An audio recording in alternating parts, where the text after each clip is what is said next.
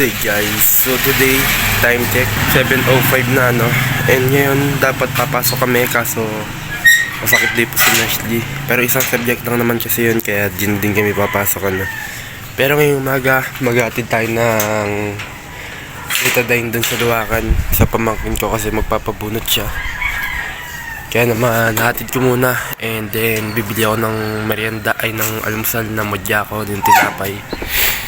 At after nun, magte-training na tayo, So, update yun na kayo mamaya pag-uwi. Hindi naman nagiyak na na. Hindi man. Nasaan yun? Laking aso, nakatali. Kagat. At nakauwi na ako kung makikita nyo, time check. 7:36 na ng umaga, And kasalukuyan ako nagtitinta ng kape. At kasalukuyan na ako nag-almusal, So, pagtapos na ito, kakainin natin yung luya ng buo. I mean, ng hindi luto, ganun. And mamayang tanghali, papasok tayo. So, bago tayo pumasok, magte-training na tayo at saka magbabasa ng libro. So, siguro magagawa ng video, ganun. Gagawa muna ako video para may upload na tayo sa TikTok and then basa ng libro. So, kung hindi umabot, and then papasok muna tayo, tapos mamayang hapon na tayo magbabasa. So, 12 tayo papasok, mga 12:30 ganyan. So, enjoyin ko muna itong umaga. Ayan, kung makikita nyo, sobrang ganda. Malamig, At yun na nga, nautusan pa tayo as UNC, nautusan pa tayo manundo ng pamangkin.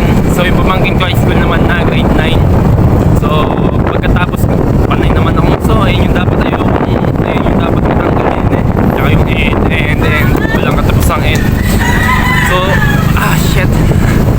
Susunduin ko muna yung pamangkin ko. Tapos, pagka uwi, rekta workout na tayo. So, babalitaan ko na lang kayo, kasi nagdadrive ako. And yeah! Nakauwi na nga ako, Nasundo ko na yung pamangkin ko. And rekta workout na tayo yan. Kahit sobrang nakakatamad, sobrang lamig. So, let's go.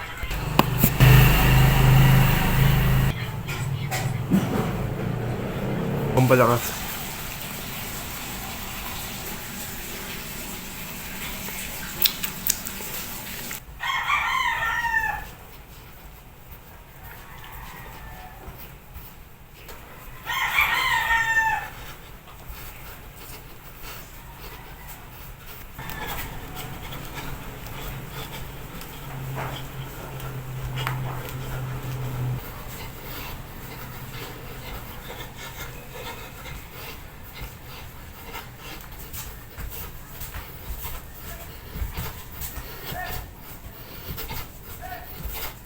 At nakaligo na nga ako, time check 11:46 na, and sa kasamaang palad walang subject pero nag-iwan ng papagawa, and ngayon papunta ako sa bilihan ng ulam para bumili ng ulam syempre, and nakaayos na din ako, hindi para pumasok kundi para mag-affiliate, para presentable itsura natin tsaka pakiramdam natin, basta nasa office yun na.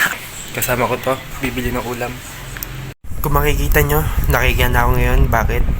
Kakatapos kong kumain and nakauwi na kami ng bayan, Pero babalik kami doon sa bukid kasi epic fail. So meaning hindi nagawa o basta palpak ganun. Kasi mahangin Kaya naman babalik kami para ulitin yon. Ito papakita ko kung gaano kahangin. Mga pre, papunta ako ngayon papasok ako ngayon sa school, Pero meron akong nalimutan isang bagay. Nalimutan ko maglagay ng sunscreen. Pero buti na lang yung gamit nating sunscreen ayan, kaya yun, babalik kami mamaya pagkapahinga ko. Yeah. So kung makikita nyo, nandito na kami sa spot namin.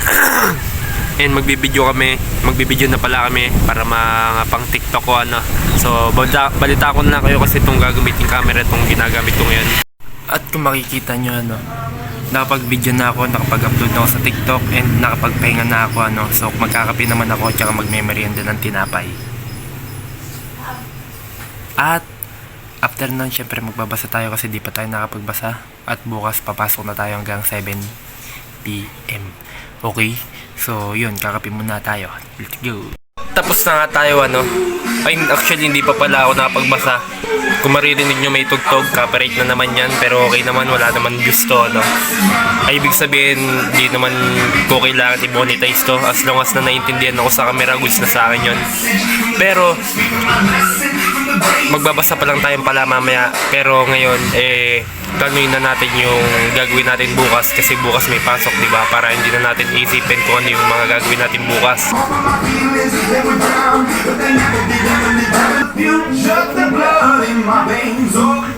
Na nga ako. Actually, nasabi ko ba kanina, nalimutan ko na din pero hinatid ko na si Ashley. So, kakain muna ako niyan at magbabasa after.